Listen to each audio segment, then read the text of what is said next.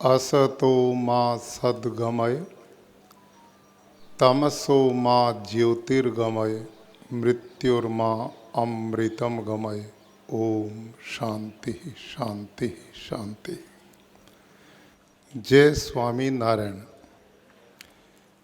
आदरणीय श्रद्धेय आचार्य श्री राकेश प्रसाद जी महाराज,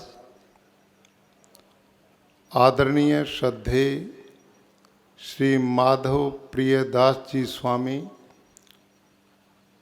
स्वामी नारायण गुरुकुल विश्व प्रतिष्ठान, आदरणीय श्रद्धेय श्री ज्ञान जीवन दास जी स्वामी कुंडल धाम, आदरणीय श्रद्धेय कोठारी स्वामी देव प्रकाश दास जी चेयरमैन श्री वड़ताल, आदरणीय श्रद्धेय श्री सुखदेव प्रसाद स्वामी जी महाराज, सम्माननीय श्री शैलेश भाई कांति भाई पटेल जी यूएसए, माननीय श्री नौतम प्रकाश दास जी स्वामी, प्रियवर श्री राकेश दुधात जी, धनजी भाई और समस्त संतगण, सम्माननीय लाभार्थी दिव्यांगजन, महानुभाव देवी और सज्जनों, स्वामी नारायण मंदिर वड़ताल द्वारा आयोजित एक कदम दिव्यांग सेवा की ओर प्रोस्थेटिक लिम्स मेगा कैंप में आज मुझे आने का सौभाग्य मिला। इसके लिए मैं आयोजक मंडल का धन्यवाद करता हूं कि इस सेवा के प्रकल्प में मैं समझता हूं कि इससे बड़ी मानवता की दूसरी सेवा हो नहीं सकती। 700 के लगभग दिव्यांग जनों को आज विश्व विकलांग दिवस पर सम्मानित और उनको दिव्यांग से सर्वांग बनाने का जो बहुत बड़ा अभियान किया गया है, इसके लिए माननीय स्वामी सुखदेव जी महाराज और स्वामी नारायण संप्रदाय पिछले लगभग 2.5 वर्ष से मैं गुजरात में हूँ और पूरे गुजरात का कई बार भ्रमण करने का अवसर मिला। कुछ कार्यक्रम भी चलाए गए। इन सब में जितना बड़ा योगदान सहज भाव से, जैसे पूज्य आचार्य श्री राकेश प्रसाद जी महाराज ने कहा कि इस संप्रदाय के संस्थापक स्वामी सहजानंद जी,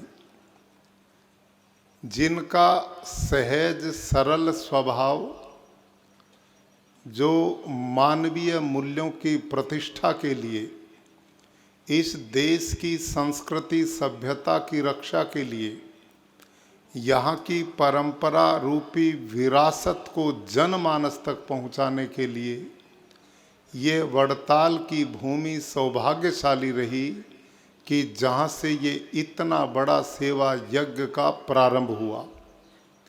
और इस पवित्र स्थली पर मुझे तीसरी बार आने का सौभाग्य मिल रहा है। जब भी मैं यहाँ आता हूँ तो हर बार एक नई प्रेरणा लेने का अवसर मिलता है। महापुरुषों का जीवन, इन संतों का जीवन परोपकाराय सताम विभूतय, सन्यासियों का जीवन होता ही परोपकार के लिए है।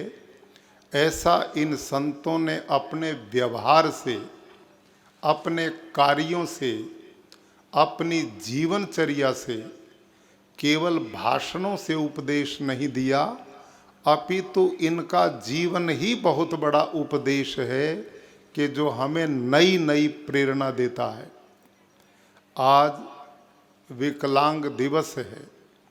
समस्त विश्व में हमारे मानव समाज के वो भाई बहन जो किन्हीं कारणों से, जिनका नाम भारत के यशस्वी प्रधानमंत्री श्रीमान नरेंद्र मोदी जी ने आप सब के प्रति हृदय से सम्मान का भाव रखते हुए दिव्यांगजन का नाम दिया है, तो आप सब के प्रति हमारे इन संतों में और इस संत परंपरा में जुड़े हुए लोगों में इतना सम्मान है कि कोई प्रदेश का भेद नहीं रखा, कोई जात का भेद नहीं रखा, अपितु जिनको इन कृत्रिम अंगों की आवश्यकता थी ऐसे लोगों को प्रदेश के विभिन्न भागों से ढूंढ ढूंढ करके आपको आदर के साथ इस पवित्र वड़ताल की भूमि में आमंत्रित किया गया है और बड़े सम्मान के साथ आप जीवन को गर्दन उठा करके जी सकें, अन्य लोगों की तरह जी सकें। आप में कोई प्रतिभाओं की कमी नहीं है। परमात्मा पिता सबका पिता है, वो कोई भेदभाव नहीं रखता। अपितु कुछ परिस्थितियां जीवन में हो जाती हैं जिसके कारण आपको शरीर के किसी अंग के अभाव में कठिनाई का सामना करना पड़ा, लेकिन ये वो संत हैं कि जो चाहते हैं कि हम सब एक परमात्मा की संतान हैं। वेद में कहा शृण्वन्तु सर्वे अमृतस्य पुत्राः, हम एक अजर अमर भगवान के पुत्र हैं, हम सब भाई भाई हैं, हम एक परिवार के लोग हैं, हम मानव समाज का अभिन्न हिस्सा हैं।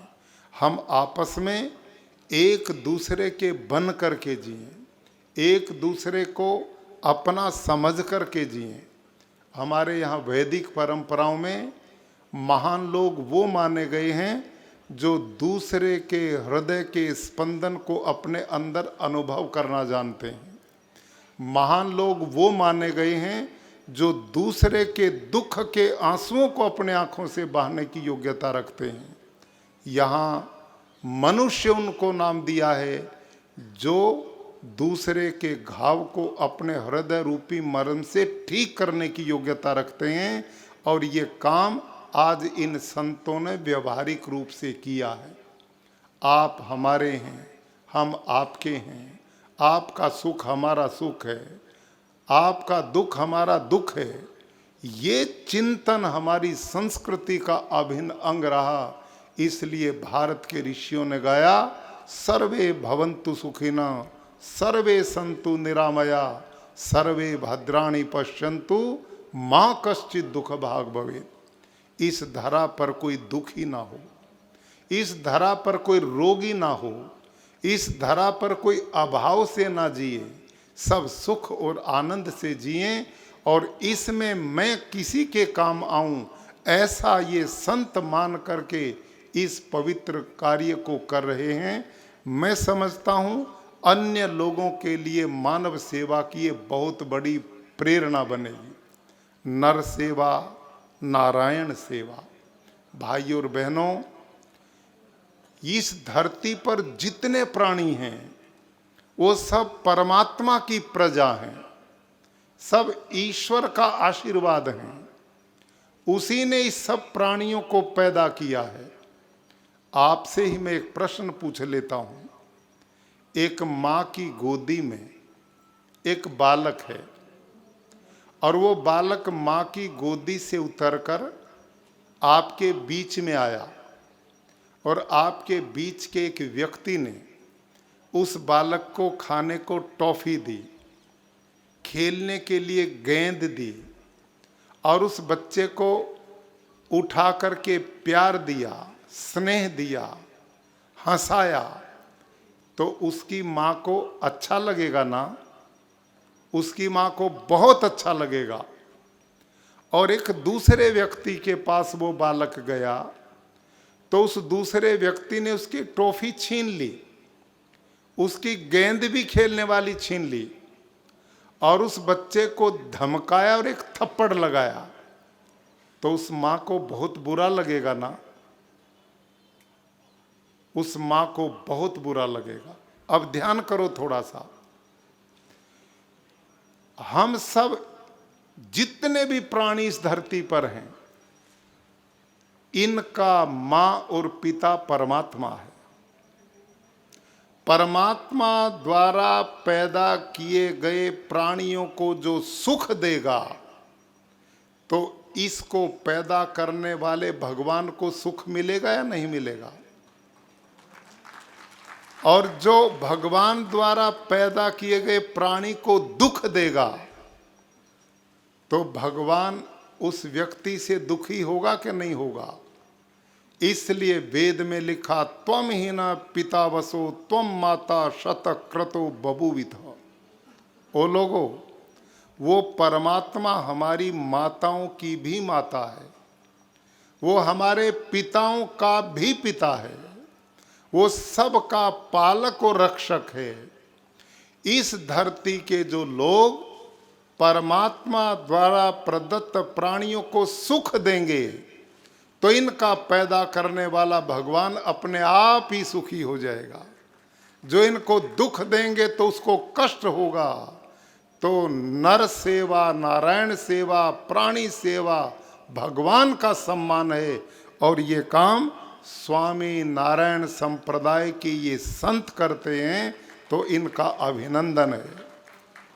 स्वामी नारायण संप्रदाय के लोग, ये संत एक काम नहीं करते, अपितु प्रदेश में किसी भी प्रकार की आवश्यकता, उसके लिए कदम आगे बढ़ाते हैं। जल संरक्षण का अभियान इनके द्वारा चलाया गया, गौ माता की सेवा का अभियान चलाया गया, शिक्षा के लिए गुरुकुलों की स्थापना की।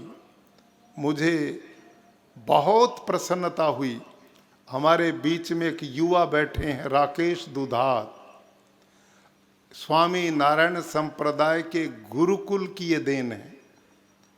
मैं कुंडल धाम में गया, वहाँ इनका परिचय हुआ, धनजी भाई इनके साथ थे, और जब ये संपर्क में आए तो मैं इतना तो जानता था कि स्वामी नारायण के संत बहुत तपस्वी हैं, ये बहुत भले लोग हैं। लेकिन राकेश दुधात के संपर्क में आकर मानो इन्होंने परिवार का अंग मुझे बना लिया, और एक एक जानकारी इतनी गहराई से मेरे को दी, भगवान जी की शिक्षा पत्री से लेकर के, और संतों की जीवनचर्या, और उसके बाद निरंतर गुरुकुलों में जाना। कुंडल धाम में पूज्य स्वामी ज्ञान जीवनदास जी महाराज यहाँ पर उपस्थित हैं, वहाँ मुझे जाने का सौभाग्य मिला। पूज्य संत स्वामी माधव प्रिय दास जी उपस्थित हैं, इनके चरणों में गुरुकुल में जाने का सौभाग्य मिला। और ऐसे अनेक गुरुकुल, अनेक मंदिर संस्थान में गया, तो अंतस्थल से इन संतों के प्रति माथा झुकता है, इनकी जीवनचर्या को देख करके। आज के युग में उस तपस्वी पूर्ण जीवन का पूर्ण पालन अद्भुत है। ये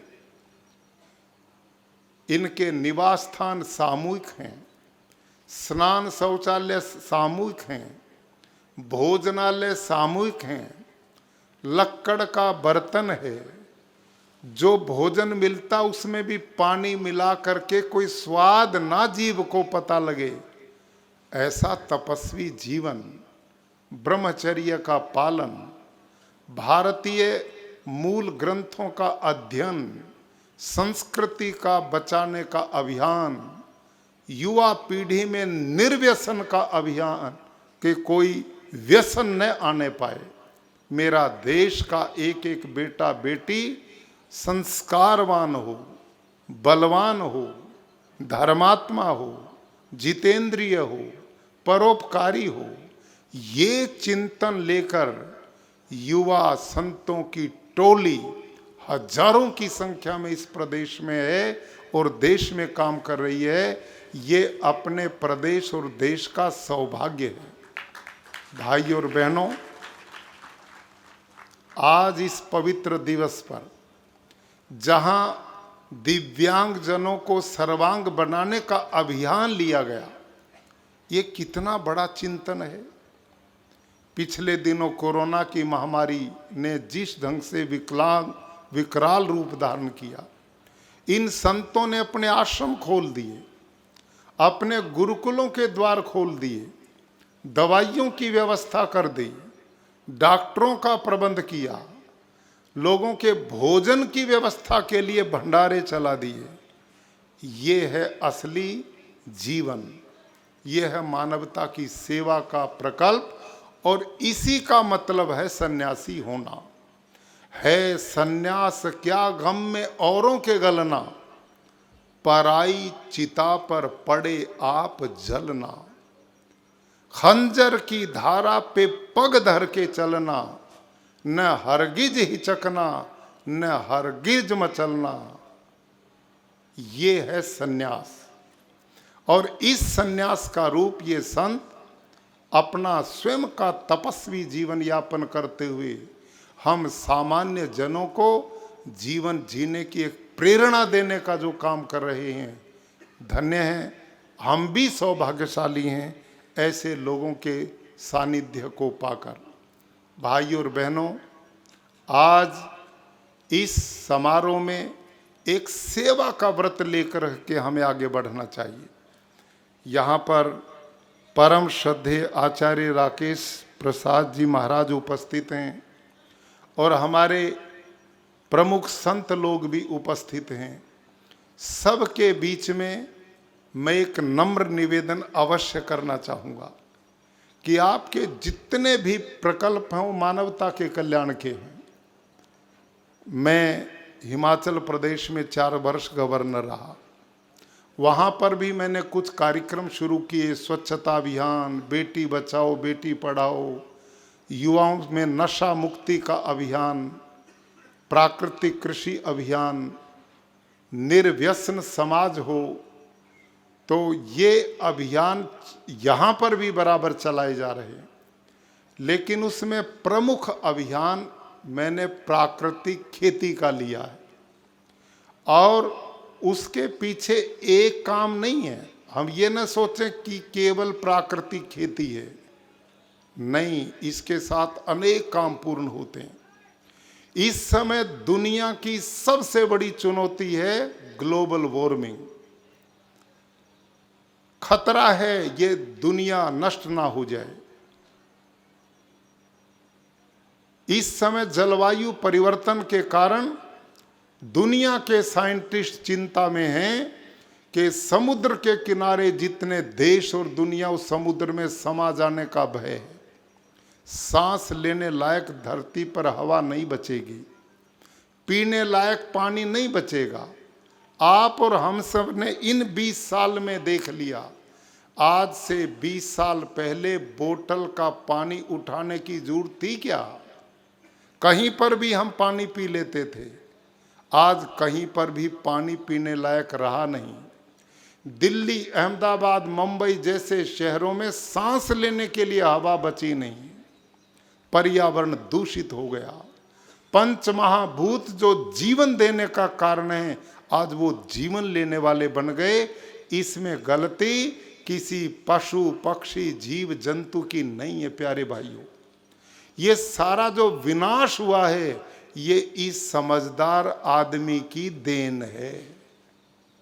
इस समझदार आदमी ने जहां जहां इसके पग पड़े हैं वहीं बंटा ढार होता चला गया। आपने पिछले दिनों देखा, जिन दिनों कोरोना आया, लॉकडाउन लगा, 2-3 महीने में आपके सामने अखबारों में सूचना आई कि गंगा का जल भी शुद्ध हो गया, समुद्र के किनारे भी शुद्ध हो गए, तालाब भी पवित्र हो गए, हवा भी शुद्ध हो गई, पक्षियों की नई नई प्रजातियां दिखने लग गई। इस समझदार आदमी से ये समझदार प्राणी 3-4 महीने घर में बैठा था। 3-4 इसके महीने घर में बैठने से सारी प्रकृति अपने पुराने स्वरूप में आना शुरू हो गई थी। और हमने फिर कदम बढ़ाए तो वही काम फिर शुरू हो गया। तो इस प्रकृति का, जिसको परमात्मा ने इतनी पवित्र बनाया, स्वच्छ बनाया, कल्याणकारी बनाया, मैंने और आपने उसके साथ क्या किया? प्रकृति का दोहन किया, शोषण किया, विनाश किया। और जो रासायनिक खेती हम कर रहे हैं वो इस ग्लोबल वार्मिंग के लिए बहुत बड़ी जिम्मेदार है। और इसका प्रमाण एक ही प्रमाण है। आप में कुछ ऐसे बुजुर्ग यहाँ पर होंगे जिन्होंने भोपाल का गैस कांड की घटना सुनी थी। भोपाल में गैस कांड हुआ था। 1 घंटे में सरकारी आंकड़ों के अनुसार 40,000 व्यक्ति मरे थे। और वो जो गैस लीक हुई थी वो पेस्टिसाइड बनाती थी जो खेत में छिड़कने के काम आती है। दुनिया में ऐसी ऐसी हजारों फैक्ट्रियां चल रही हैं और उनमें जो कुछ बन रहा है वो पर्यावरण में छिड़कने के लिए, बर्बाद करने के लिए। उन्होंने मित्र जीव मार दिए, पक्षी मार दिए, धरती के जीवाणु मार दिए, धरती का हलसिया मार दिया, जमीन बंजर होती जा रही है, पानी पीने लायक बचा नहीं है। जो उत्पादन हम खा रहे हैं, गेहूं, चावल, दाल, सब्जी, फल, उनमें जहर इतना है कि स्लो पॉइजन अंदर जाकर, आप सबसे मैं पूछता हूं, 50 साल पहले कोई कैंसर को जानता था क्या? कोई हार्ट अटैक को जानता था क्या? कोई डायबिटीज को जानता था क्या? कोई हाइपरटेंशन को जानता था क्या? सब स्वस्थ और निरोग थे। आज अस्पताल भरे पड़े हैं, अरबों रुपया खर्च हो रहा है, हम अस्पतालों में पड़े तड़प रहे हैं, बीमार हैं। और अभी तो एक्सपर्ट्स ने भी घोषित की है, कोरोना है ना, कह रहे वही बचेंगे जिनकी इम्यूनिटी स्ट्रोंग है। अब इम्यूनिटी इस रासायनिक खाने से बढ़ेगी या घटेगी? प्राकृतिक आहार से बढ़ेगी। और इस प्राकृतिक आहार का आधार है हमारी भारतीय नस्ल की देसी गाय। हमारी देसी गाय जितनी भी देश में है, मैंने लैब में एक्सपेरिमेंट करवाए हैं, माइक्रोबायोलॉजी के साइंटिस्ट लगाए हैं। देसी गाय के 1 ग्राम गोबर में 300 करोड़ से ज्यादा जीवाणु हैं। 300 करोड़ 1 ग्राम गोबर में, केवल देसी गाय। बाकी किसी पशु, गाय, भैंस, गधा, घोड़ा, बाकी जो नस्लें हैं, हॉस्टन, फ्रीजन, जर्सी, उनमें नहीं पाया। ये लैब की रिपोर्ट है। इसी से हम जीवामृत, घन जीवामृत बनाते हैं। जो खेती में डलेगा जीवाणु पैदा होते हैं, मित्र कीट पैदा होते हैं, जमीन का ऑर्गेनिक कार्बन बनता है, फर्टिलिटी बढ़ती है और उसका आहार हम सबको स्वास्थ्य प्रदान करने वाला है। मैं आदरणीय श्रद्धेय आचार्य राकेश प्रसाद जी महाराज और यहाँ पर आदरणीय श्रद्धेय माधव प्रिय दास जी स्वामी, ज्ञान जीवन दास जी स्वामी, और अभी मैं गया था धर्म वल्लभ दास जी स्वामी, धर्म जीवन दास जी स्वामी, उनसे भी मेरा दर्शन करने का सौभाग्य मिला। मैं सबसे एक नम्रतापूर्वक निवेदन करता हूँ कि संतों की एक टीम उतनी जितने जिला इस प्रदेश में है, लगभग 32 जिले हैं अपने प्रदेश में, मुझे 32 साधु इस सेवा के लिए चाहिए। और वो 32 साधु, उनमें एक साधु मेरे को मिल चुके हैं, कैवल्य स्वामी जी। वो नीलकंठ धाम में मेरे को मिले थे। वो अब हमारे इस मिशन में इतने रम गए हैं कि अभी कल ही गांधी धाम में 6 दिन का 2500 खेडूतों का एक सम्मेलन मैंने किया, प्रशिक्षण वर्ग लगाया प्रदेश सरकार के सहयोग से। उन स्वामी जी ने 6 दिन तक साइंटिफिक ढंग से पूरे विज्ञान की कसौटी पर कसते हुए इतना बढ़िया शिविर लिया है कि 2500 प्रशिक्षार्थी, जिनमें साइंटिस्ट थे, आत्मा के लोग थे कृषि विभाग के, और प्रबुद्ध किसान थे, खेडूत थे, वो सब अत्यंत प्रसन्न होके गए और उन्होंने कहा कि हमें तो स्वामी नारायण मत का एक बहुत बढ़िया कृषि वैज्ञानिक मिल गया। तो वो एक्सपर्ट हो गए। पूरे प्रदेश में एक जिला में एक संत यदि प्रशिक्षण लेकर इस काम को शुरू करते हैं तो इससे पर्यावरण बच जाएगा, पानी भी बच जाएगा, गौ माता भी बच जाएगी, जमीन की फर्टिलिटी भी बच जाएगी और लोगों का स्वास्थ्य भी बच जाएगा। और भारत के यशस्वी प्रधानमंत्री जी का संकल्प कि भारत का किसान समृद्ध हो, सुखी हो, खुशहाल हो, उसकी आय भी डबल का रास्ता खुल जाएगा। काम एक है, लाभ अनेक हैं, परोपकाराय सताम विभूत है। इन संतों का जीवन तो परोपकार के लिए है। जहां अनेक कल्याणकारी मिशन स्वामी नारायण संप्रदाय के संतों के द्वारा चलते हैं, यदि ये भी कार्यक्रम साथ चल जाए तो इस प्रदेश के घर घर के अंदर स्वामी नारायण संप्रदाय का कल्याणकारी कार्य चलेगा और लोगों को बड़ा सुख और आनंद की अनुभूति होगी। मुझे पूर्ण विश्वास है कि ये संत आजीवन परोपकार में लगे हुए हैं, परोपकार लगे नहीं लोगों को भी प्रेरणा देते हैं। तो हमारा ये प्राकृतिक कृषि का मिशन भी सबके साथ जुड़ने से लोगों को स्वस्थ बनाने का काम करेगा और स्वस्थ शरीर में ही स्वस्थ मन और आत्मा बसते हैं। रोगी आदमी कभी भी अपना और समाज का भला नहीं कर सकता।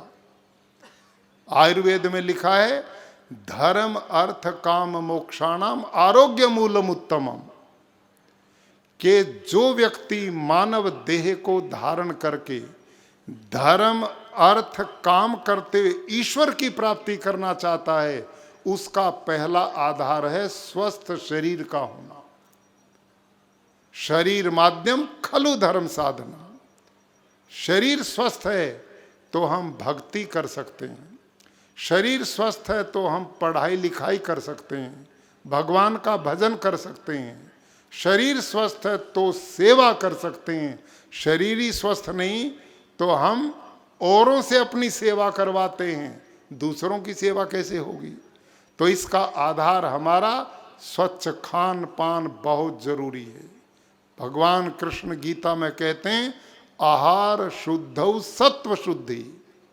आहार शुद्ध है तो विचारों की शुद्धि होगी, विचार शुद्ध है तो मन आत्मा की पवित्रता जगेगी। तो इस दिशा में भी हम आगे कदम बढ़ाएं। लंबी बात न करते हुए आज मैं इन संतों का बहुत आभारी हूँ।